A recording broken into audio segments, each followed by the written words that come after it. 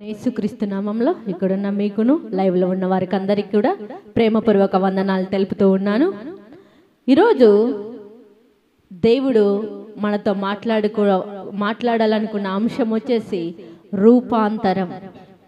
రూపాంతరం అనగా మార్పు కోసం మనము ప్రయాసపడటం. సంవత్సరాల తరబడి మనము ప్రార్థన చేస్తున్నా, సంవత్సరాల తరబడి మనము వాక్యం వింటున్నా, సంవత్సరాల తరబడి దేవునితోనే నడుస్తున్నామని అనుకుంటున్నాము, కానీ ఆ భక్తిలో ఉన్న శక్తిని ఆస్వాదించలేని నిస్సహాయ స్థితిలో మనం మిగిలిపోతున్నాం. ఎంతో మందిని మనం చూస్తున్నప్పుడు చాలా మంది విశ్వాసుల కుటుంబాలలోనే కాదు, కానీ దైవ సేవకుల కుటుంబాలలో కూడా పైకి మాత్రమే ఇక్కడ వచ్చి నిలబడి గట్టిగా అరిచి చెప్తారు, కానీ వారి వెనకలంతా చీకటి జీవితమే. దేవుని నమ్మిన కుటుంబాలలో అదే జరుగుతూ ఉంది. దైవ సేవకుడు అందరి కుటుంబాలలో కాదు, కానీ కొన్ని కుటుంబాలలో అలాగే జరుగుతుంది. విశ్వాసుల జీవితాలలో, అందరి జీవితాలలో కాదు, కానీ కొన్ని జీవితాలలో అదే జరుగుతూ ఉంది. యేసుక్రీస్తు ప్రభును నమ్మినామని చెప్పుకుంటున్నాం, యేసయ్యతోనే నడుస్తున్నామని చెప్పుకుంటున్నాం, యేసు ప్రభు బాటలోనే మేము ఆయన మందిరాన్ని విడిచిపెట్టమని చెప్పుకుంటున్నాము, కానీ మందిరంలో వాక్యాన్ని వింటున్నాం, వాక్యానుసారంగా బ్రతకాలని ఆశపడుతున్నాం, కానీ కష్టపడటానికి మన ఒళ్ళు సహకరించడం లేదు, మన మనసు సహకరించడం లేదు, మన శరీరము సహకరించడం లేదు. ఏదో వర్తమానం విన్నంత మటుకు మాత్రమే నేను మారాలా, ప్రభు కోసం సిద్ధపడాలా, ప్రభు కోసం ప్రయాసపడాలా, రాకడకు సిద్ధపడాలా అని ఒక ఆశ మనలో ఉంటుంది, కానీ ఆ ఆశకు తగ్గ ఫలితాన్ని మనం ఫలించలేకపోతున్నాం. ఈరోజు దేవుడు మనతో మాట్లాడుతున్న మాట ఏమిటంటే, ఉన్నత స్థానానికి నువ్వు వెళ్ళాలంటే నువ్వు కూర్చున్న స్థానాన్ని విడిచిపెట్టాలా, పై మెట్టు ఎక్కాలంటే నువ్వు కింది మెట్టు విడవాలా, నువ్వు మార్పు చెందాలి అంటే మారు మనసుకు సిద్ధపడాలా. అదేది కాకుండా నేను ఉన్నత స్థలానికి వెళ్ళాలా, ఉన్నతంగా దేవుని కొరకు ప్రయాస పడాలా అంటే కుదరదు, కానీ నువ్వు ఉన్న స్థితిని విడిచిపెట్టాలా. గట్టిగా చప్పట్లు కొట్టి ఆయన నామాన్ని మహిమపరుద్దాం. నువ్వు ఉన్న స్థితిని విడిచిపెట్టాలా. యేసు ప్రభును పేతురును పిలవగానే వెంటనే ప్రభువా నేను వస్తాను నీ వెంబడని వెంబడించాడు. వెంబడించిన ఆయన దేవుని కార్యాన్ని చూడగలిగాడు. మనం అనుకుంటాం నేను ఉన్నత స్థితికి వెళ్ళాలా, కానీ నా స్థానాన్ని నేను విడిచిపెట్టాను. నేను ఉన్న పైకి నేను ఎక్కాలా, కానీ కింది మెట్టులోనే ఉంటా, నన్ను నువ్వు పైకి తీసుకుపో అంటా. మన హృదయంలో మార్పు జరగకూడదు, కానీ కార్యాలన్నీ జరగాలంట. ఇది ఎక్కడి న్యాయం, ఇది ఎక్కడి క్రమం? దేవుడు హెచ్చరిస్తున్నాడు, క్రైస్తవ జీవితం అనేది ఒక సంవత్సరంలో అయ్యేది కాదు, ఒక నెలలో దేవుని కోసం దేవుని పోలికలోకి వచ్చేది కాదు.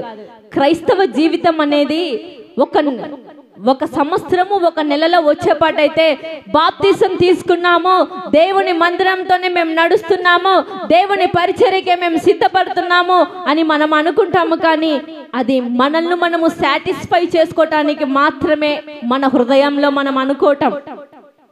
ఒక శిల్పి అయితే ఒక రాయిని ఒక శిల్పిగా మార్చటానికి, తనకిష్టమైన ఆకారంలో మలుచుకోవటానికి ఒక సంవత్సరం టైం తీసుకోవచ్చు. ఆ సంవత్సరం టైంలో ఆ రాయికి ఎక్కడ ముక్కు ఉండాలో ముక్కు పెడతాడు, కళ్ళు ఎక్కడ ఉండాలో కళ్ళు పెడతాడు, చెవులు ఎక్కడ ఉండాలో చెవులు పెడతారు, నోరు ఎక్కడ ఉండాలో నోరు పెడతాడు. కానీ ఆ నోరుండి అవి మాట్లాడలేవు, కానీ నిన్ను సృష్టించిన సృష్టికర్త నోరుండి మాట్లాడేవాడు, చెవులుండి వినేవాడు. ఆ శిల్పికి తెలుసు ఆ రాయిని ఏ విధంగా చెక్కుకోవాలో. ఆ సంవత్సరం కాల సమయంలో ఆ రాయిని తనకిష్టమైన రీతిగా శిల్పి ఏం చేస్తాడంటే తనకిష్టమైన బొమ్మగా తనను మార్చుకుంటాడు. మన క్రైస్తవ జీవితం అనేది ఎలా ఉండాలంటే ఒక నిమిషంలో ఒక వర్తమానం వింటానే మార్పు వస్తుంది రాదని చెప్పను, కానీ వచ్చిన తర్వాత ఇంకో కొద్ది రోజుల తర్వాత మనుషుల ఏదో ఒక లోపం, ఏదో ఒక తెలియని భయం, ఏదో ఒక కంగారు వల్ల దేవుని నుండి దూరమైన స్థితులు ఎన్నో మనిషి జీవితంలో జరగవచ్చు. అందుకే దేవాది దేవుడు హెచ్చరిస్తున్నాడు ఏమని అంటే, మనిషి ఈ భూమి పైన జీవిస్తున్న సమయంలో ఏ పాప మాలిన్యము కూడా అంటించుకొనకుండా నా వైపు చూస్తూ మీరు నడవండి అంటున్నాడు. అపోస్తులైన పౌలు కూడా లేఖనాల్లో రాసి ఉంచాడు. ఫిలిప్పీయులకు రాసిన పత్రిక 3వ అధ్యాయము 12వ వచనము.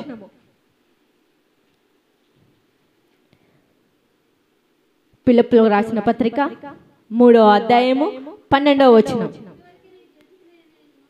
ఇది వరకే నేను గెలిచితినని ఆయనను,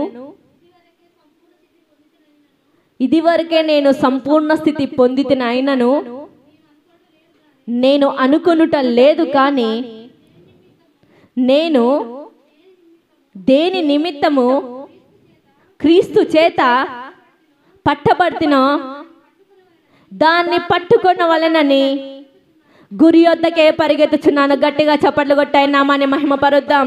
ఒక నెలలో జరిగేది కాదు, ఒక రోజులో జరిగేది కాదు, ఒక గంటలో జరిగేది కాదు, ఒక సంవత్సరంలో జరిగేది కాదు. ఈ మారు మనసు అనేది, మారు మనసు పొందిన నీవు క్రీస్తు పోలికగా ఆ రూపంలోకి రావాలి అంటే ప్రతి నిమిషం, ప్రతి సెకండ్ మన హృదయంలో ఏమన్నా పాపము జరుగుతూ ఉందా, మన చూపుల ద్వారా ఏమన్నా పాపము జరుగుతూ ఉందా, మన హృదయంలో ఏమన్నా పాపపు ఆలోచనలు వస్తున్నాయా, మనం ఏదన్నా పాపపు అలవాట్లు అలవాడిపోతున్నామా అని ప్రతి నిమిషం దేవాది దేవుణ్ణి అనుసరించి మనం, అయ్యా నా దేవుడు 2000 సంవత్సరాల క్రితం ఈ లోకంలో జీవించినప్పుడు ఏ పాప మాలిన్యం అంటించుకోకుండా జీవించాడు, నేను కూడా అలాగే జీవించాలన్న ఆశ మనలో ఉండాలా, ఆ తృష్ణ మనలో ఉండాలా.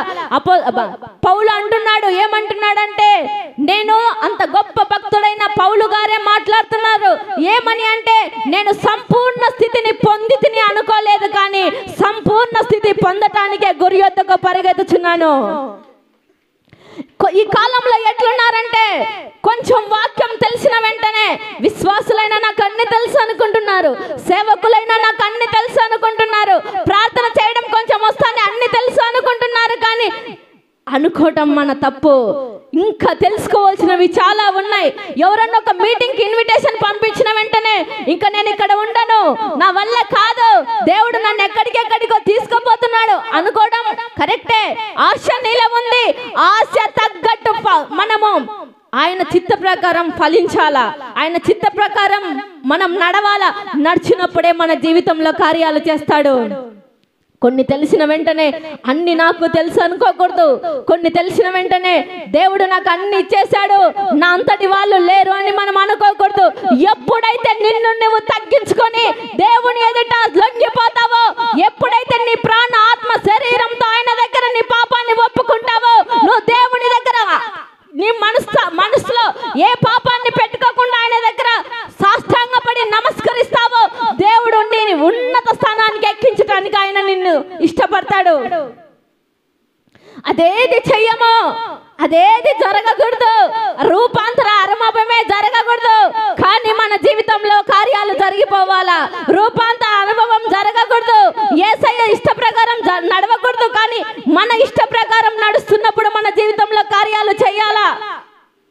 కార్యాలు ఆగిపోయినాయనుకో, ఎందుకు ఈరోజు నా జీవితంలో సంవత్సరాల తరబడి నేను ప్రార్థనకు వెళ్తున్నానే, సంవత్సరాల తరబడి దేవునితోనే ఉంటున్నానే, సంవత్సరాల తరబడి నేను దేవుని మందిరంలోనే ఉంటున్నానే, నా పిల్లలను కూడా పరిచర్యకు పంపిస్తున్నానే, ఎందుకు నా జీవితంలో కార్యాలు జరగడం లేదు? ఎందుకు అనేసి కొన్నిసార్లు మనకు మనమే ఆలోచన చేసుకుంటాం. ఒక మనిషిగా మన జీవితంలో అలాంటి ఆలోచనలు రావడం సహజము, కానీ ఆలోచనలు వచ్చినప్పుడు, అయ్యా శిల్పి అయితే తన చేతులతో తనకిష్టమైన రీతిగా ఆ శిల్పాన్ని చెక్కుకున్నాడయ్యా, కానీ నువ్వు కూడా నా రాతను నా యొక్క చరిత్రను మార్చటానికే కదా ప్రభువా నీ పోలికగా నన్ను పుట్టించుకున్నది. ఏ రోజైనా ఆలోచించామా? అయ్యా నీ రూపం ప్రకారమే, నీ ఇష్టం ప్రకారమే నా జీవితాన్ని ఇలా మలుచుకున్నావయ్యా. నిన్ను పోలి నడచమని చెప్తున్నావు కదా ప్రభువా. అంత గొప్ప అపోస్తుడైన పౌలు గారే అంటున్నారు కదయ్యా, నేను సంపూర్ణ స్థితిని పొందితిని నేను అనుకోవడం లేదు. అపోస్తులైన పౌలు గారు ఎన్నో సంఘాలు స్థాపించాడు, ఎన్నో వర్తమానాలు అందించాడు. ఎంత గొప్పగా దేవుని సేవ చేసిన ఆయననే అంటున్నాడు ఏమని అంటే, నేను సంపూర్ణ స్థితిని ఇంకా పొందలే, అది ఇంకా పొందటానికే గురి వద్దకు నేను పరిగెత్తుతున్నా. ఈ కాలంలో ఎవరన్నా తగ్గించుకొని సేవ చేస్తున్న వారు ఉన్నారా? తగ్గించుకొని పరిచర్య చేస్తున్న వారు ఉన్నారా? తగ్గించుకొని ప్రార్థనలో ఉంటున్న వారు ఉన్నారా? తగ్గించుకొని తన్ను తాను తగ్గించుకొని దేవుని ఎదుట లొంగిపోయిన వారు ఉంటున్నారా?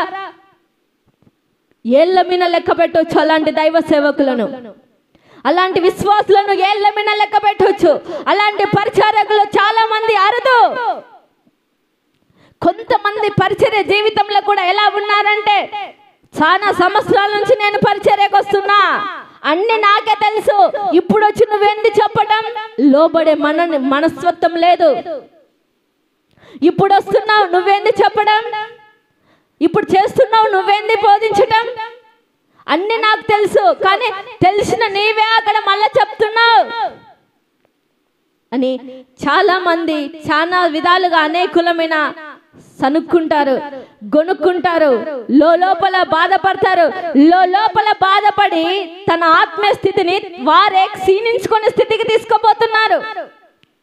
తన ఆత్మీయ స్థితిని వారే అనేక రీతిలుగా ఇబ్బంది పెట్టుకుంటున్నారు. అలా ఇబ్బంది పెట్టుకోవడం వల్ల ప్రార్థనకు జవాబు ఆగిపోతుంది, ప్రార్థనకు దీవెనలు ఆగిపోతున్నాయి, రావాల్సిన దీవెనలు రావడంలా, జరగవలసిన కుటుంబంలో కార్యాలు జరగడంలా, ఆగిపోయిన బిజినెస్ లో అక్కడే ఆగిపోతున్నాయి. కానీ రైజ్ అప్ కావడంలా, బ్లెస్సింగ్ కావడంలా, సేవ అక్కడ ఆగిపోతుంది. ఎందుకు? దేవుని మీద ఆధారపడ్డామని చెప్పుకుంటున్నాం. దేవునికి ఇష్టం లేని కార్యాలు మనం ఎన్నో చేస్తున్నాము, కానీ దేవుడు కూడా చూస్తూ ఉంటున్నాడు. ఏమనంటే, ఎప్పుడు నా మీద ఆనుకుంటారా, నేను ఎప్పుడు వీరిని బ్లెస్ చేయాలని. మనం ఆయన మీద ఆనుకోవడంలా, మన మీద మనం ఆనుకుంటున్నాం, మన మీద మనం ఆధారపడుతున్నాం.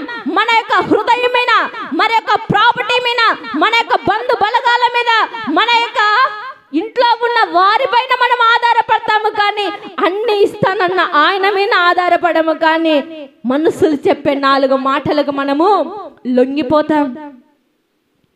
ఒక క్రైస్తవుడమైన నీవు, దేవుని బిడ్డగా పిలువబడుతున్న నీవు, నేను కావచ్చు, నువ్వు కావచ్చు, మన జీవితం ఎప్పుడు ఆశీర్వాదంలోకి నడిపింపబడుతుంది అంటే, ఎప్పుడైతే మనము క్రీస్తును పోలి నడిచినప్పుడు, ఆ పోలికలో ప్రతి దినము మనము పరీక్షించుకున్నప్పుడు, ప్రతి క్షణము ప్రతి నిమిషము మనము ఏ క్షణము ఏమి సంభవిస్తుందో తెలియదు. కాబట్టి మరణం అనేది మన హృదయాలను రాక మునపే, మరణం అనేది మన జీవితాలలోకి రాక మునపే మన హృదయాలను దేవుని వైపు త్రిప్పుకోవాలి.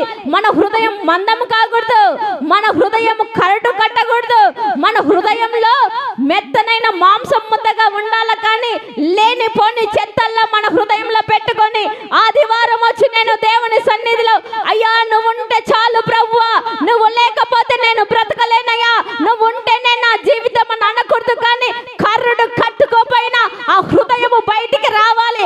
అది ఎప్పుడు వస్తుందంటే, వాక్యము గండ్ర గొడ్డల వలె నీ హృదయానికి చొచ్చుకొని పోయినప్పుడు, ఆ వాక్యం ద్వారా నీ హృదయంలో ఉన్న పాప మలినం బయటికి వచ్చేస్తుంది. ఇర్మియాతో దేవుడు అంటున్నాడు, ఇర్మియా నువ్వు గండ్రగొడ్డలి వంటి వాడవని. ఇర్మియాను ఎందుకు అంటున్నాడంటే, ఇర్మియాను గండ్రగొడ్డలి వాడనలేదు, కానీ ఇర్మియా నోటి నుంచి వచ్చిన మాటలు గండ్రగొడ్డలి వంటివి. గట్టిగా చప్పట్లు కొట్టాయి, నామాన్ని మహిమపరుద్దాం. దేవుడు వాక్యం ద్వారా మాట్లాడేది ఊరికే నీ కన్నీరు తుడిచే వాక్యం ఒకటే కాదు, నీ యొక్క బాధలో సేద తీర్చే వాక్యాలే కాదు, నీకు ఆదరణనిచ్చే వాక్యమే కాదు, కానీ ఆ వాక్యము కండ్ర గొడ్డలి వలె లోపలికి వెళ్ళి నీ లోపల ఉన్న మురికిని కూడా బయటికి తీసుకురాగలదు. దేవుని పోలికగా జీవిస్తున్న మనము, దేవునితో నడవాలనుకుంటున్న మనకు, అయ్యా నేను ఈరోజు గొప్పగా వాడబడాలి, నేను దేవుని సేవలని చాలా మంది చాలా రకాలుగా ప్రయాసపడతా ఉంటారు. చాలా మంది చాలా రకాలుగా దేవునితో ప్రార్థన చేస్తూ ఉంటారు. ఆ సమయంలో చాలా ఇబ్బందులు వస్తాయి, చాలా ఇరుకులు వస్తాయి, చాలా పోరాటాలు వస్తాయి. నిలబడటానికి కూడా స్థానం ఉండదు. చర్చి బాగా రన్ అయ్యే సమయంలో అనేకులు వచ్చి వారిపైన అనేక రీతిగా హేళనలు చేస్తారు. కొందరు లోపల ఉండే విశ్వాసుల ద్వారానే అనేక సమస్యలు వస్తాయి. బయట చుట్టుపక్కల వారి ద్వారా అనేక సమస్యలు వస్తాయి. ఆ సమయంలో దైవ సేవకుడికి తట్టుకొని నిబ్బరం ఇచ్చేవాడు ఎవరంటే నజరేయుడైన యేసయ్య మాత్రమే. ఎందుకు దైవ సేవకుడు అంత గట్టిగా నిలబడగలుగుతున్నారు అంటే రూపాంతరం అనుభవంలోకి నడిపించిన ఆయననే ఆయనకు తోడుగా ఉన్నాడు కాబట్టి. రూపాంతర అనుభవంలోకి నడిపించిన ఆ నజరేయుడైన యేసయ్యనే ఆ దైవ సేవకులకు తోడుగా ఉన్నాడు కాబట్టి కొన్ని సార్లు విశ్వాస జీవితంలో కూడా పోరాటంలో ముందుకు వెళ్తున్న సమయంలో ఇంట్లో వారి ద్వారానో బయటి వారి ద్వారానో లేకుంటే నీ పిల్లల ద్వారానో నీ భార్య ద్వారానో ఎవరొకరి ద్వారా ఏదో ఒక సమస్య వచ్చిందనుకో, వెంటనే దినదినము అభివృద్ధి పొందాలనుకున్న నీవు వెంటనే ఆగిపోతున్నావు. దేవుని చిత్తం కాదు. దేవుడు నీ ప్రార్థన ఆలకించేవాడు, దేవుడు నీ కన్నీరు తుడిచేవారు, దేవుడు నీ ఇబ్బందిలో నుంచి నిన్ను నిలబెట్టేవాడు, దేవుడు నీ సమస్తను నీకు చూసిన దేవుడు నేను సమస్త ఈవులను కూడా ఇచ్చుటకు సమర్థత కలిగిన వాడు. కానీ దేవుడు మాట్లాడుతున్నాడు ఏమని అంటే, నేను రక్షింప నేరకుండునట్లు నా హస్తం కురుచకాల, విన నేరకయుండునట్లు నా చెవులు మందము కాల. యెషయా గ్రంథము 49వ అధ్యాయము 1వ వచనము.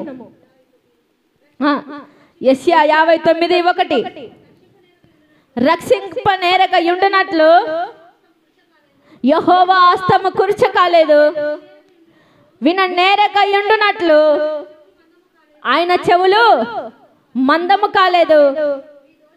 మీ దోషములు నీకును మీ దేవునికి అడ్డముగా వచ్చను. ఒకసారి చూద్దాం. ఎందుకంటే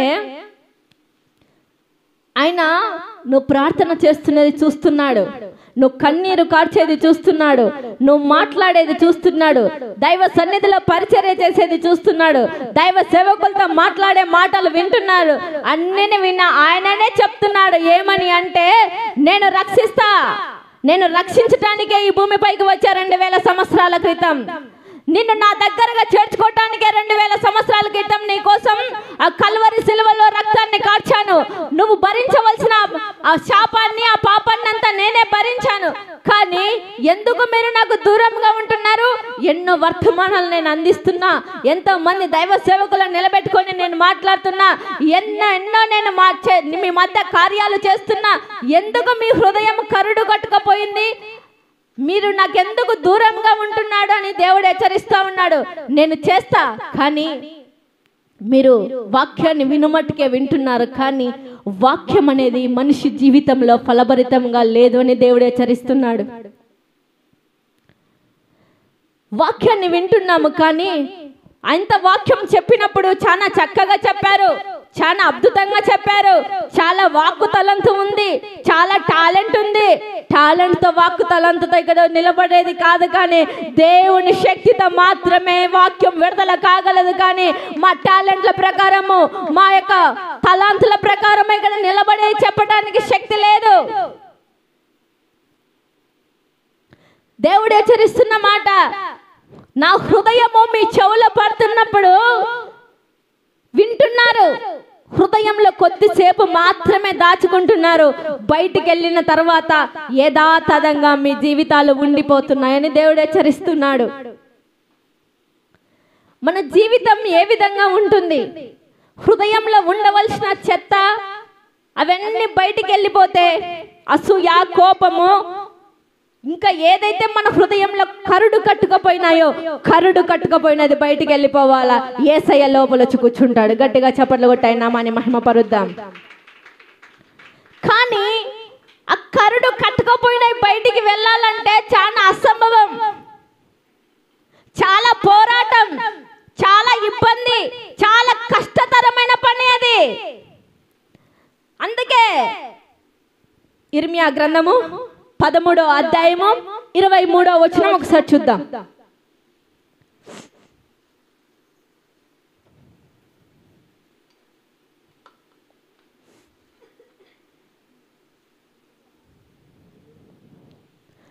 ఇర్మియా గ్రంథము 13వ అధ్యాయము 23వ వచనము.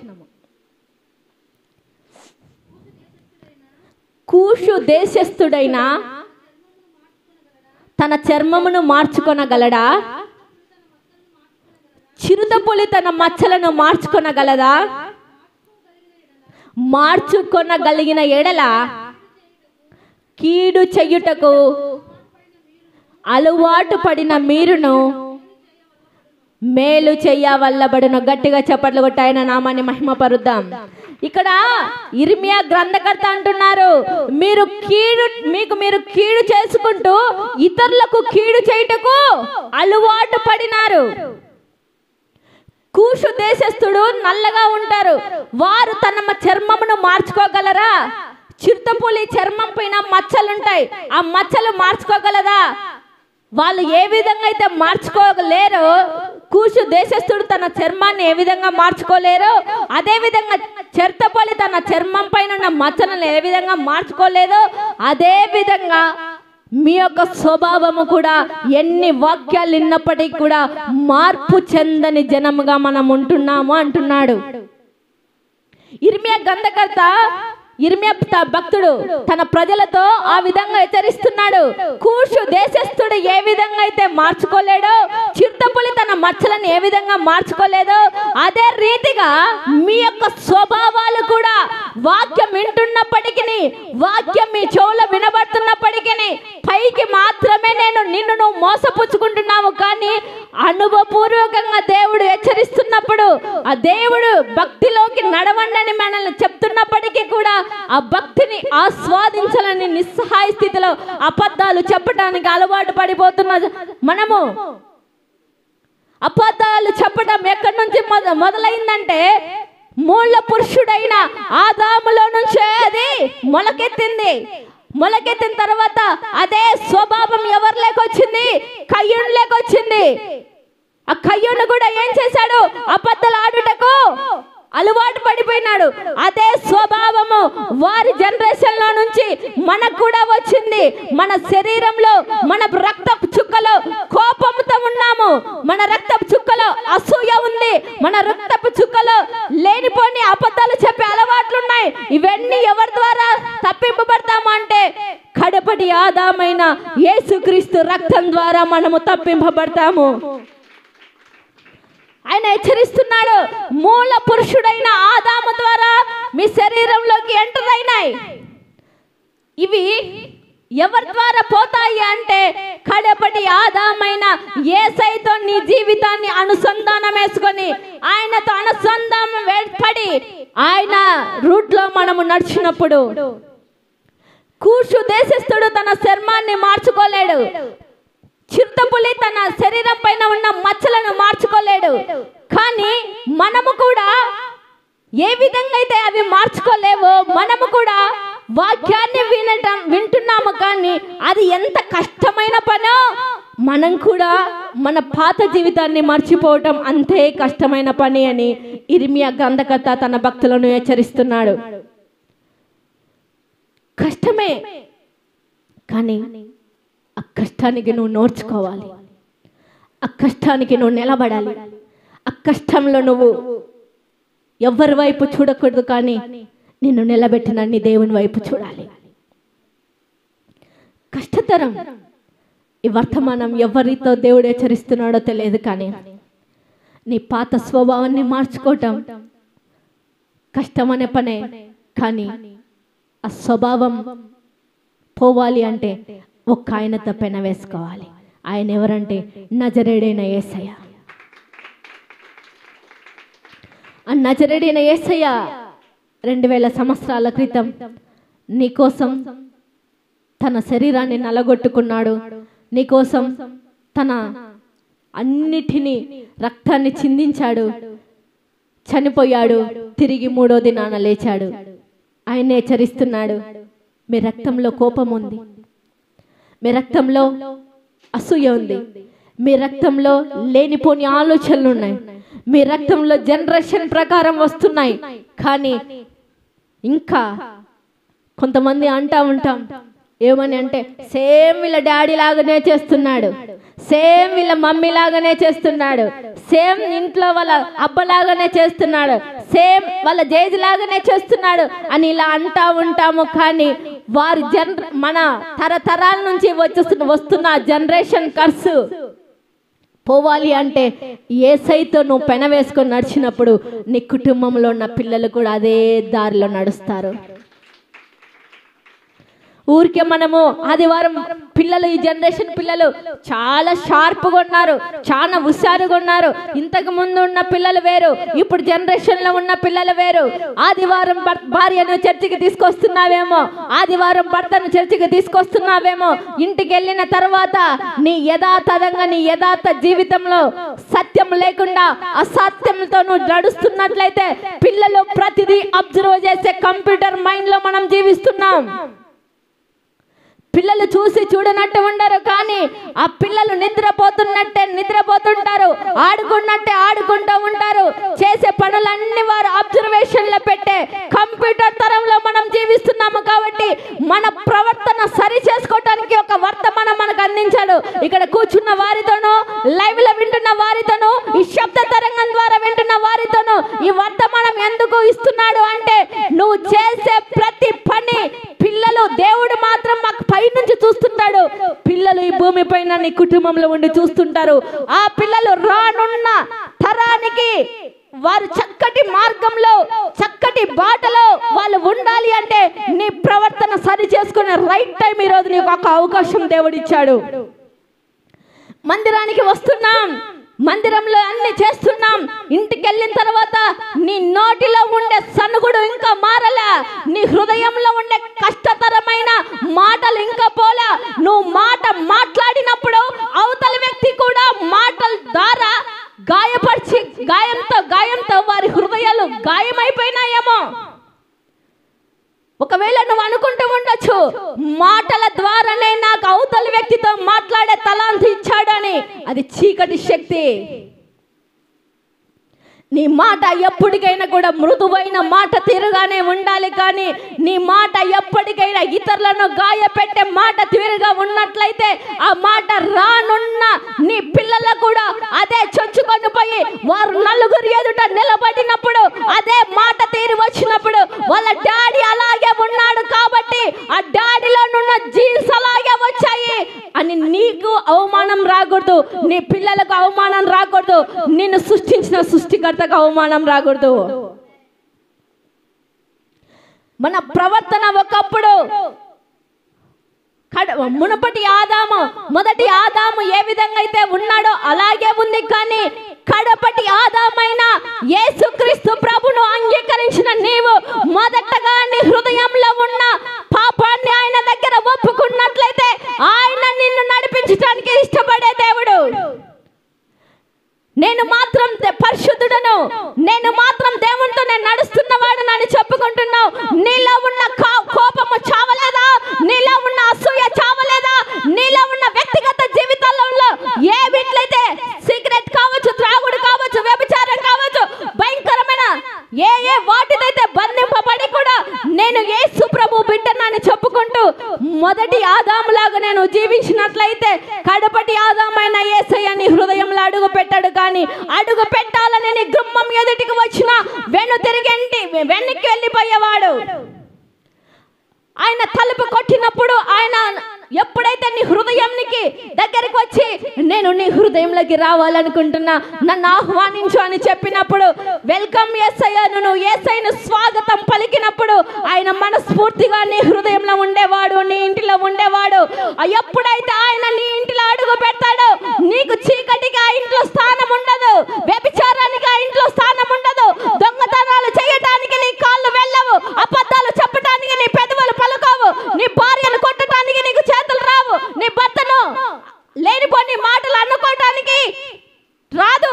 ఎప్పుడంటే కడప కడపటి ఆదామైన యేసయ్య నీ హృదయంలో అడుగు పెట్టినప్పుడు,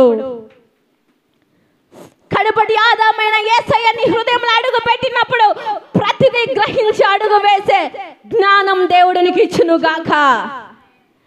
ప్రతిదీ నిన్ను సంరక్షించి కాపాడేవాడే నీతో పాటు నడుచును గాక. ప్రతి పనిలో ఆయనే నిన్ను కంచె వేసి ఏ అపాయము నీ కుటుంబానికి కానీ, ఏ అపాయము నీ పిల్లలకు కానీ ఏది కూడా రాకుండా, అపాయం రాకముందే కంచె కింద ఆయన నిన్ను భద్రపరచును గాక.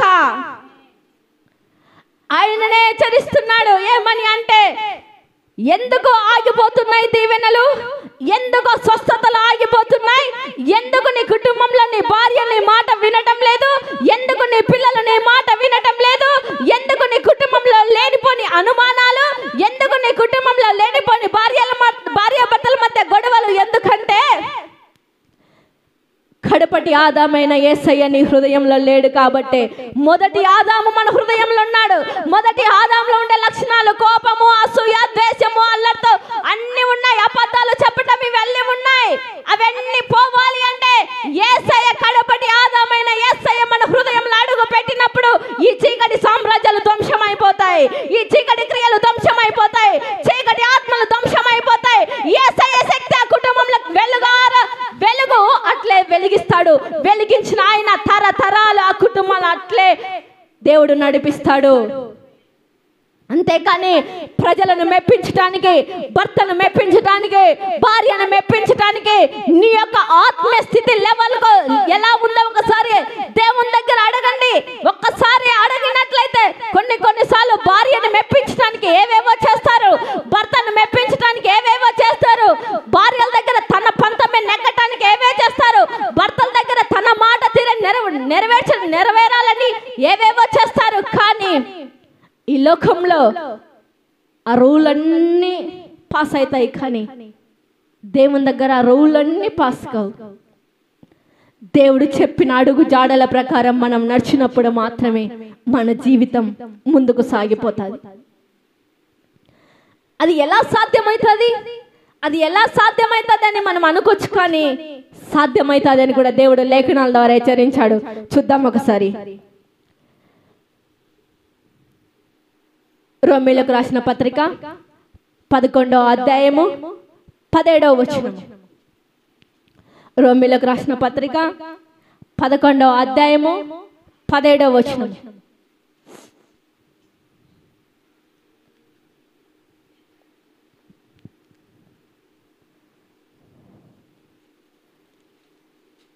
రోమీయులకు రాసిన పత్రిక 11వ అధ్యాయము 17వ వచనం. అయితే కొమ్మలలో కొన్ని విరిచివేయబడి అడవి ఒలీవ కొమ్మ అయినా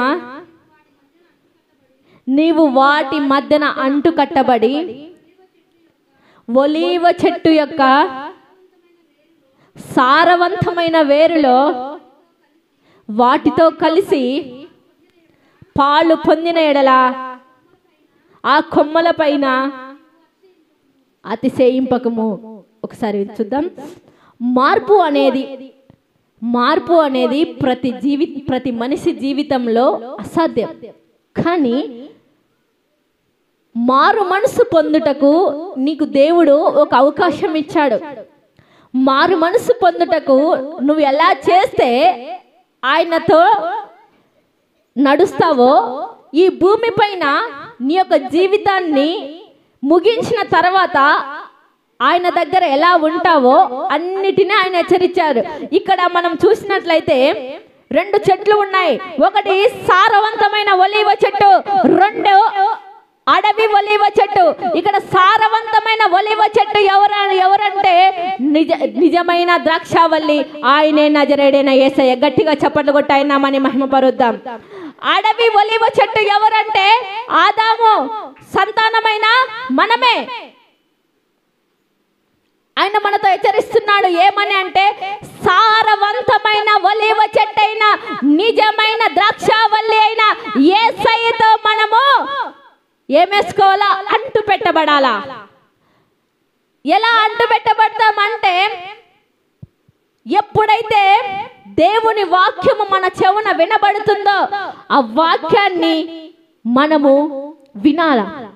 విన్న తర్వాత మన జీవితాన్ని ఆయన దగ్గర ఒప్పుకోవాలా. నీ భర్తకు తెలియకుండా నువ్వు పాపం చేసి ఉండొచ్చు, భార్యకు తెలియకుండా పాపం చేసి ఉండొచ్చు, దైవ సేవకులకు తెలియకుండా ఏవేవో చేసి ఉండొచ్చు, కానీ చూసేవాడు ఆయన ఉన్నాడు, తన కార్యాన్ని నిర్వర్తించేవాడు కూడా ఆయనే. ఇక్కడ మనం చూసినట్లయితే పరమగీతాలలో మనం చూస్తాం, ఆ నిజమైన ద్రాక్షవల్లైన యేసయ్యను ఏమిటితో పోల్చాడంటే, ధవలవర్ణుడు ఆయన, రక్తవర్ణుడు ఆయన, 10,000లో అతి కాంక్షణీయుడు. నువ్వు నేను ఆరాధిస్తున్న వాడు ఎవరంటే ధవలవర్ణుడు ఆయన, రక్తవర్ణుడు ఆయన, 10,000లో అతి కాంక్షణీయుడు. లేఖనాల్లో మనం చూస్తున్నాము కదా, సారవంతమైన ఒలీవ చెట్టుతో అడవి ఒలీవ కొమ్మ ఏ విధంగా అయితే అంటు పెట్టబడతాదో, అంటు పెట్టబడినప్పుడు, అంటు కట్టబడినప్పుడు కొద్ది రోజులకు అది చిగురిస్తుంది. మనము 9th క్లాస్లో NS లో చూసినట్లయితే ఒక కొమ్మను నరికి ఇంకొక చెట్టుకు తనము అంటు పెట్టినట్లయితే ఈ కొమ్మ కూడా కొద్ది రోజులకు వేర్లు వచ్చి చిగురిస్తుందని సైన్స్ లో మనం చూస్తాం. అడవి ఒలీవ చెట్టు అయిన మనము సారవంతమైన ఒలీవ చెట్టుతో వాక్యం అనే ఖడ్గం ద్వారా నరకబడి, ఆ వాక్యం అనే ఖడ్గంతో మనము గొడ్డలతో నరకడం కాదు, కత్తులతో నరకడం కాదు, కోడలతో నరకడం కాదు, వీటి ద్వారా నరకడం వల్ల ఏ ప్రయోజనం లేదు. కానీ గండ్రగొడ్డల వంటి వాక్యంతో మన హృదయాలు నరకబడినప్పుడు, మన హృదయం ఎప్పుడైతే నరకబడిన మనము సారవంతమైన ఒలీవ చెట్టుకు అంటు పెట్టబడతామో, అంటు పెట్టబడినప్పుడు అదే పోలికలోకి మనం కూడా వచ్చేస్తాం. గట్టిగా చప్పట్లు కొట్టి ఆయన నామాన్ని మహిమపరుద్దాం. ఒలీవ చెట్టుగా, అడవి ఒలీవ చెట్టుగా ఉన్న మనము నరకబడాలి. ఏమితో అంటే గండ్రగొడ్డల వంటి వాక్యం చేత దేవుడు నరుకుతున్నప్పుడు మన హృదయాలు సిద్ధం కలిగి ఉండాలి, మన హృదయం మార్పు కలిగి ఉండాలి, మన హృదయం దేవుని వాక్కు కోసం వెతికే ఎల్లవేళలా తల్లటించే మనసులుగా మనం ఉండాలి. అలా ఉండడంలా ఈ కాలంలో సంఘాలలో దేవునికి స్థానం లేదు, పరిచారకులలో దేవునికి స్థానం లేదు. ఎక్కడంటే దైవ సేవకుని గణపరచడమే ఈనాటి సంఘాలు. మనం చూడవలసింది దైవ సేవకుని గణపరచడం కాదు, మనం చేయవలసింది దైవ సేవకురాల్ని గణపరచడం కాదు.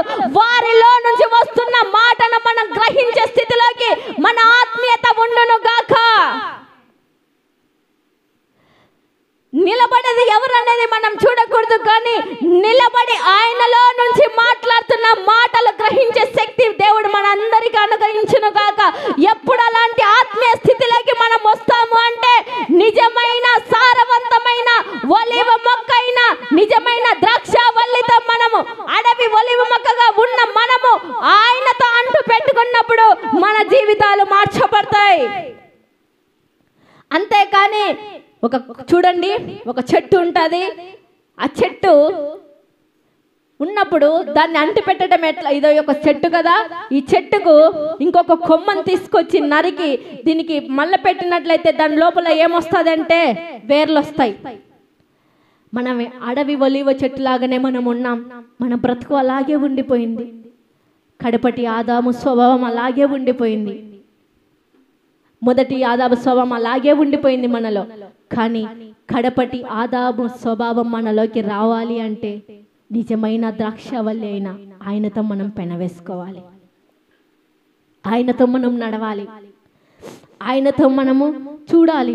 అయ్యా, నువ్వు నడిపిస్తే తప్ప నడవలేని దాన్నయ్యా, నువ్వు నిలబెడితే తప్ప నిలబడలేని దాన్నయ్యా, నువ్వు బాగు చేస్తే తప్ప నేను బాగుపడలేని దాన్నయ్యా, నువ్వు నడిపిస్తే తప్ప నా కుటుంబం నడవలేదయ్యా, నువ్వు నడిపిస్తే తప్ప నా బిజినెస్ నడవలేదయ్యా, నువ్వు నడిపిస్తే తప్ప నా భార్య నా గుమ్మంలోకి రాదయ్యా, నువ్వు నడిపిస్తే తప్ప నా పిల్లలు నా మాట వినరయ్యా, నువ్వు నడిపిస్తే తప్ప నా కుటుంబ పరిస్థితులు తారుమారు కావయ్యా, నువ్వు నడిపిస్తే తప్ప నా కుటుంబంలో వివాహాలు జరగవయ్యా, నన్ను జ్ఞాపకం చేసుకొని తప్ప నా గర్భం తెరవబడదయ్యా, నువ్వు నన్ను నడిపిస్తే తప్ప నా కుటుంబం చరిత్ర మారదయ్యా అని ఎవరి మీద ఆధారపడాలా?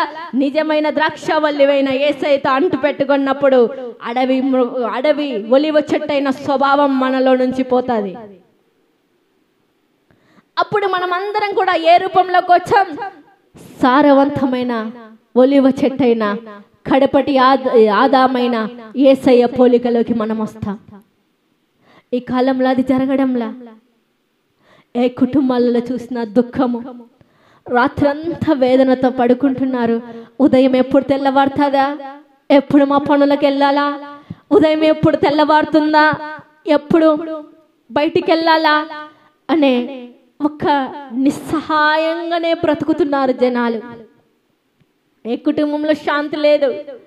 మందిరానికి వెళ్తున్న కుటుంబాలే, మందిరాన్ని దేవుని వాక్యాన్ని వింటున్న కుటుంబాలే, మందిరాల్లో వాక్యాన్ని అన్ని తెలిసిన కుటుంబాలే, అయినప్పటికీ వాక్యాన్ని బోధిస్తున్న వారి కుటుంబాల్లో కూడా అదే చీకటి. కొంతమంది భార్యలు కావచ్చు, భర్తలు కావచ్చు, ఎలా సంసారాలు చేస్తున్నారంటే బయటికి వెళ్ళినప్పుడు చాలా మంది చెప్పే సాక్ష్యాల ద్వారా నేను ఇంత ధైర్యంగా చెప్పగలుగుతున్నా. అక్క, కుటుంబంలో ఉంటే సమాధానం లేదు మాలో, నెమ్మది లేదు మాలో. ఎప్పుడు తెల్లవారుతుందా, ఎప్పుడు క్యారేజ్ కట్టుకొని బయటికి వెళ్ళిపోవాలా అనేదే ఉంటుంది. ఎందుకమ్మా అలా మాట్లాడుతున్నారు మీరు అని అడిగినప్పుడు ఆ తల్లులు చెప్పే సమాధానం ఏమిటంటే, ఇంట్లో జరుగుతున్న సమస్యలు తట్టుకునే శక్తి మాకు లేదు, తట్టుకునే ధైర్యం మాలో లేదు. బయటికి వెళ్ళినప్పుడన్నా కొంచెం సేపు అయినా ధైర్యంగా సంతోషంగా బయటి వాళ్ళతో మాట్లాడినప్పుడన్నా ఆ సంతోషాన్ని నేను అనుభవిస్తాను కదా. ఇంట్లో ఉంటే సమయంలో బయట ఉంటే సమాధానం అన్న దొరుకుతుంది కదా. ఇంటికి వచ్చిన తర్వాత మళ్ళీ అదే పరిస్థితే కదా, రొటీన్ లైఫే కదా అంటున్నారు. ఒక భార్య భర్త దగ్గర సంసారం చేయటానికి ఆ విధంగా చెప్తుందంటే, ఒక భర్త భార్య దగ్గర సంసారం చేయటానికి ఆ విధంగా చెప్తున్నారంటే కుటుంబం రూపాంతర అనుభవంలో జీవిస్తుందా? కుటుంబంలో చీకటి అలుముకొని పోయిందా? మొదటి ఆదాము స్వభావం ఇంకా నీలో ఉందా? లేక అది చచ్చిపోయి కడపటి ఆదాము స్వభావమైన యేసయ్య స్వభావంతో నువ్వు జీవిస్తున్నావా? మనల్ని మనం పరిష్కరించుకోవలసిన వారిగా లైవ్ లో ఉన్న వారితోనూ మనతోనూ దేవుడు హెచ్చరిస్తూ ఉంటున్నాడు. భార్యలు మన దగ్గర సంసారం చేయటానికి అలా భయపడుతున్న సమయంలో భర్తగా మన విధేయత ఏం చూపిస్తున్నాం? అదే రీతిగా భార్యలు కూడా అలాగే పడిపోతున్నారు, భర్తలు అలాగే భయపడిపోతున్నారు, పిల్లలు అలాగే భయపడిపోతున్నారు. భయంతో సంసారాలు సాధించడం లేదు. కానీ ప్రేమ, నువ్వు ఏ దేవుణ్ణి అయితే ఆరాధిస్తున్నావో ఆ దేవుడు ప్రేమ స్వరూపి కనుక అదే ప్రేమ నీలో ఉన్నప్పుడు అదే ప్రేమ పిల్లలలో కూడా వస్తుంది. అలా చేయడం లేదు. కానీ మనం చేసేది అంత ఏంటంటే ఏదో భయంతో సంసారాన్ని సాధించాలనుకుంటున్నావు. అదే భయం ఏదో ఒక రోజు నీ సంసారాన్ని నట్టేట్ల ముంచి బజార్లోకి తీసుకెళ్తాది. ఆ సమయం రాక మునుపే, ఆ గతి నీకు పట్టక మునుపే నిజ దేవుడిని అంగీకరించినానని నీ నోరుతో ఒప్పుకుంటున్నావు కదా. అదే నోరుతో అయ్యా ఇన్ని రోజులు మొదటి స్వభావం ఆదాము స్వభావం నాలో ఉన్నదయ్యా, ఈ రోజు నేను రూపాంతర అనుభవంలోకి రావాలనుకుంటున్నాను. గండ్రగొడ్డలు వంటి వాక్యము నాతో మాట్లాడుతున్నప్పుడు ఆ గండ్రగొడ్డలి మాటలు నా హృదయాన్ని నరికేయ్యా. సారవంతమైన ఒలీవ చెట్టైన నీతో పెన వేసుకొని బ్రతుకు నాకు దయచేయండి అయ్యా. అలా నువ్వు అడిగినప్పుడు రత్నవర్ణుడు, ధవలవర్ణుడు, 10,000లో అతి కాంక్షణీయుడు ఆయనని హృదయంలోకి అడుగు పెట్టడానికి ఇష్టం కలిగిన దేవుడు. ఈ మాటలు ఎందుకు నేను చెప్తున్నాను అంటే,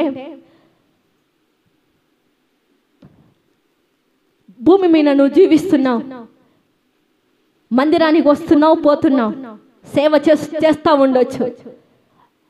నీ స్థితి మారటానికి 10 సంవత్సరాలు పట్టొచ్చు, 20 సంవత్సరాలు పట్టొచ్చు, 30 సంవత్సరాలు పట్టొచ్చు.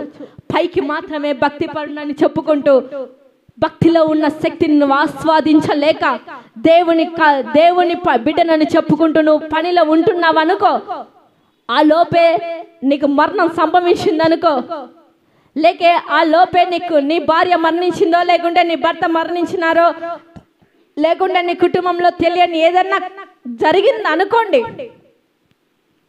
నువ్వు మారటానికి అంత సమయం పోయినప్పుడు నువ్వు చెయ్యవలసిన పని అంతా, ఆ వయసులో చేయాల్సిన దేవుని పని అంతా ఆగిపోయిన తర్వాత చివరి దశలో నువ్వు ఏం చేస్తావు? కోల్పోయిన సమయాన్ని నువ్వు తీసుకురాగలవా? కోల్పోయిన డబ్బును సంపాదించుకున్న సమయం దేవుడికి ఇచ్చాడు, కానీ కోల్పోయిన సమయాన్ని మళ్ళా తిరిగి తెచ్చుకోవటం ఎవరి వల్ల కాదు. పోయిన డబ్బును సంపాదించవచ్చు, పోయిన ఆరోగ్యాన్ని నువ్వు సంపాదించలేవు, పోయిన సమయాన్ని నువ్వు సంపాదించలేవు. ఎప్పుడు? మొదటి ఆదాము స్వభావం, ఆ పులిసిన స్వభావం మనలో నుంచి పోనప్పుడు. నా భర్త మారాలని నీ భార్య ఎన్నో రోజులుగా సంఘంలో ప్రార్థన చేస్తా ఉండొచ్చు, ఉపవాస కూడికలు వస్తా ఉండొచ్చు, దైవ సేవకుల దగ్గరికి వెళ్ళి ప్రార్థన చేపించుకుంటా ఉండొచ్చు. ఎప్పుడు నువ్వు మందిరంలో అడుగు పెడతావు? నీ భార్య మారాలని నీ కోసం భర్త ప్రార్థన చేస్తా ఉండొచ్చు, భర్త మారాలని భార్య ప్రార్థన చేస్తా ఉండొచ్చు. ఆ ప్రార్థన ఫలితమే ఈ రోజు నిన్ను మందిరంలో ఈ స్థితిలో కూర్చొని పెట్టి ఉండొచ్చు. కొద్ది రోజులకు చాలా మంది భర్తలు ఎలా ఉన్నారంటే, తాగి లివర్ పాడైతున్నావు, తాగి ఊపిరితిత్తులలో ఏదైనా సమస్య వచ్చినా, కిడ్నీ బాగా లేకుంటున్నావు, గుండె బాగా లేకుంటున్నావు, దేవుని మందిరంలో అడుగు పెడుతున్నావు. నీ ఆరోగ్యాన్ని అంతా అయిపోయిన తర్వాత, సమయం అంతా వ్యర్థమైన తర్వాత, అప్పుడు భార్య కావాలి, అప్పుడు దైవ సేవకుడు కావాలి, అప్పుడు మందిరం కావాలి, మందిరంలో అప్పుడు పరిచర్య కావాలి. నీకు దేవుడు హెచ్చరిస్తున్న మాట ఏమిటంటే, నీ ఆరోగ్యం నీకు భంగమైపోయిందేమో, నీ సమయం అంతా వ్యర్థమైపోయిందేమో, లేక నిండు యవ్వన ప్రాయంలో ఉండి వర్తమానం ఈ లైవ్ లో ఉండి వింటున్నావేమో, ఇక్కడ కూర్చొని వింటా ఉన్నావేమో. దేవుడు హెచ్చరిస్తున్న మాట ఏమిటంటే, గతించిన కాలమును జీవించిన మొదటి ఆదాము స్వభావాన్ని నువ్వు ఇక వదిలిపెట్టు. కడపటి ఆదామైన స్వభావంతో నువ్వు నడుచు. ఆగిపోయిన ప్రతిదీ నేను నీకు నెరవేరుస్తా. అది వ్యాపారం కావచ్చు, కుటుంబ కలహాలు కావచ్చు, ఆగిపోయిన బ్లెస్సింగ్స్ కావచ్చు, కోర్టు కేసు వరకు వివాహ సంబంధం వెళ్ళిందేమో, ఆ నోటీసు తిరిగి నీకు వెనక్కి పంపి నీ భార్యను నీ ఎదుట నిలవబెట్టగలిగిన శక్తి సమర్థత కలిగిన దేవుడు నేనే హెచ్చరిస్తున్నాడు. ఆయన మాట మనం వినాలి, ఆయన మాట మనం లోబడాలి. లోబడినప్పుడే మన జీవితం మార్చబడతాం. కాబట్టి రూపాంతరం అనుభవం గురించి ఈరోజు దేవుడు చక్కని వర్తమానాన్ని మనకిచ్చాడు. ఎందుకు ఈ వర్తమానం మనకిచ్చాడు అంటే, మందిరానికి వస్తున్నాము కానీ బాప్తిసం తీసుకున్నాము, కానీ బాప్తిసం తీసుకున్న మనము బాప్తిసం రోజు 3 రోజులు ఉపవాస ప్రార్థన పెట్టి కొందరు బాప్తిసాలు ఇస్తారు. కొంతమంది ఆ రోజు ముందు రోజు ఉపవాసం పెట్టి బాప్తిసాలు ఇస్తారు. కొంతమంది సభల ద్వారా బాప్తిసం ఇస్తారు. ఆ రోజు ఆ వాక్యం వారి హృదయాలకు టచ్ అయినప్పుడు, ఆ వాక్యం గండ్ర గొడ్డలి వలె వారి హృదయాన్ని నరికినప్పుడు, యేసయ్యతో ఉండాలని ఇష్టం కలిగి బాప్తిసానికి ఇష్టపడతారు. కానీ ఇష్టపడిన తర్వాత, బాప్తిసం తీసుకున్న తర్వాత 1 నెల రోజులు వైట్ అండ్ వైట్ వేసుకొని దేవుని కోసం రోషంగా నిలబడాలనుకుంటావు. వైట్ అండ్ వైట్ సారీ వేసుకొని దేవుని కోసం నిలబడాలనుకుంటాం. నెల తర్వాత మళ్ళా వస్తుంది ఏదో ఒక చిన్న సమస్య, భార్య ద్వారానో, భర్త ద్వారానో, పిల్లల ద్వారానో, ఇరుగు పొరుగు వారి ద్వారానో, పరిచర్య చేస్తున్న నీకు సేవకుల ద్వారానో, ఎవరొకరి ద్వారా చిన్న సమస్య వచ్చినప్పుడు వెంటనే ఏమైపోతావంటే, రోజు రోజుకు నీ ఆత్మస్థితి దిగజారుతా ఉంటుంది. ఒకరోజు మళ్ళీ అనుకుంటావు, బాగా స్ట్రాంగ్ గా డెసిషన్ తీసుకుంటావు, నేను నా దేవుని కోసం నిలబడాలి, నేను మళ్ళీ ఒక దైవ సేవకుని ఎత్తుకోవాలి, నేను దైవ సేవకుని వెతుకొని ఆ దైవ సేవకుని దగ్గర నేను మళ్ళీ నేర్చుకోవాలి, నేర్చుకున్న నేను నా పిల్లలను కూడా అదే క్రమంలో నడిపించాలని అనుకుంటావు. కానీ దైవ సేవకుడు ఎందుకు నీ మీద కోపపడ్డాడు, దైవ సేవకురాలు ఎందుకు నీ మీద కోపపడ్డది అనే ఆలోచన మనిషికి రాదు. ఎందుకు నేను ఆత్మీయతలో ఉన్నాను కాబట్టే కదా ఈ సమస్యలు నాకు వస్తున్నాయి.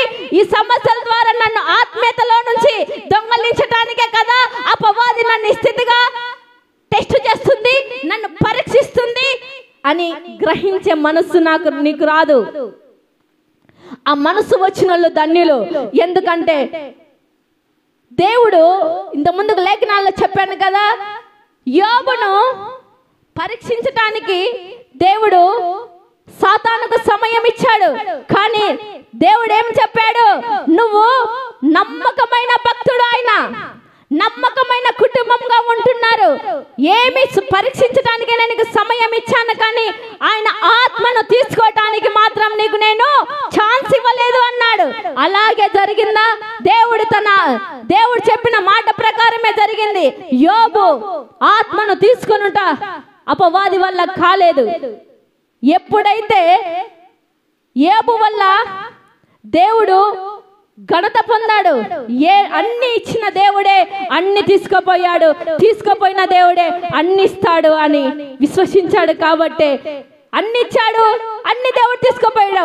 భూమి పైన నేను ఏది తీసుకొని భూమిపైకి రాలేదు, కానీ ఒట్టి చేతులతో వచ్చాను, ఒట్టి చేతులతో దేవుని దగ్గరికి పోతున్నానని విశ్వసించాడు. ఆ విశ్వాసం దేవుడు చూచిన ఆయన ఏడింతలుగా యోబును ఆశీర్వదించాడు. బాప్తిసం తీసుకున్న నీవు, క్రైస్తవుడు అని చెప్పుకుంటున్న నీవు, అదే యోబు విశ్వాసం నీ హృదయంలోను, నీ కుటుంబంలోను, నీ పిల్లల జీవితంలోను ఉండును గాక. ఈరోజు ఈ మనతో మాట్లాడుతున్న వర్తమానం ఎందుకంటే మన కుటుంబాల జీవితాలలో సరిగా లేదు, కుటుంబ వ్యవస్థ సరిగా లేదు, పిల్లల వ్యవస్థ సరిగా లేదు, భార్యాభర్తల మధ్య ఐక్యత సరిగా లేదు, కుటుంబంలో ప్రార్థన లేదు, సంఘంలో పరిచర్యకు వస్తున్న మన జీవితాలలో సరిగా లేదు. మొదటి ఆదాము స్వభావము మనలో పోలేదు.